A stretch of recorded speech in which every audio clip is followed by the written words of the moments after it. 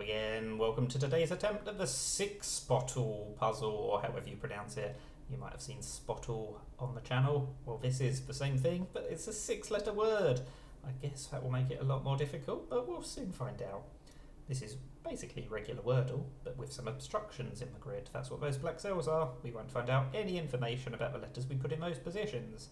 So it's usually much harder than regular Wordle, because you get much less information with each guess. Although, to be fair, there aren't that many black cells today. There could have been a lot more.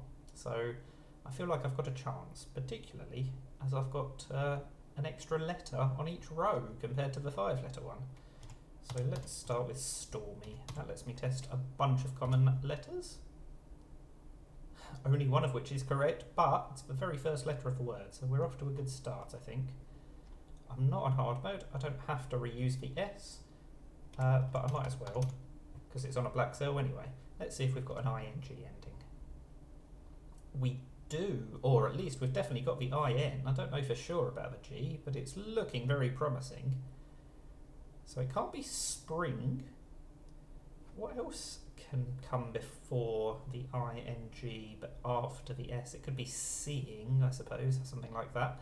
Either way, I guess I definitely want to test to see if we've got an A or an E, because we're going to have another vowel, I suspect. I need to test for G. So, let's go for... I mean, this might not be the best tactic, but I'm going to go for glazed. Maybe the Z isn't the most likely letter. It could be sizing, but it tests all the other letters that I mentioned, so I think it's useful. Ah, we get the A, so it's going to be S-A blank I-N-G. So it could be saying, or saving, or sawing, as in sawing somebody in half. I could just go for one of those at a time, but I want to test a word that's got probably a W, a Y, and a V in.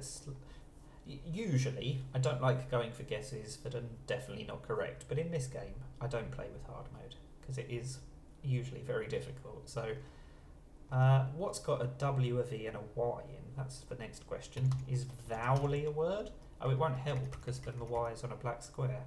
Oh, that makes it even more unlikely that I'm going to think of a word that fits. Yvies? Didn't think that was a word. I also think that means I'm not going to think of a possibility. But to be fair, I suppose the W is the most unlikely of those options. So I guess I should focus on testing the V and the Y. How about... well, the trouble is, everything with a Y, it usually comes at the end, and I obviously don't want to put it at the end, because then I won't learn anything. Vinyls would be a good test, except it's got the Y in the other black square. There must be something that's got a V and a Y when neither of the letters is 4th or 6th. There must be, surely. But what?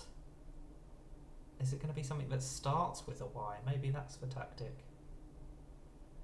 You've.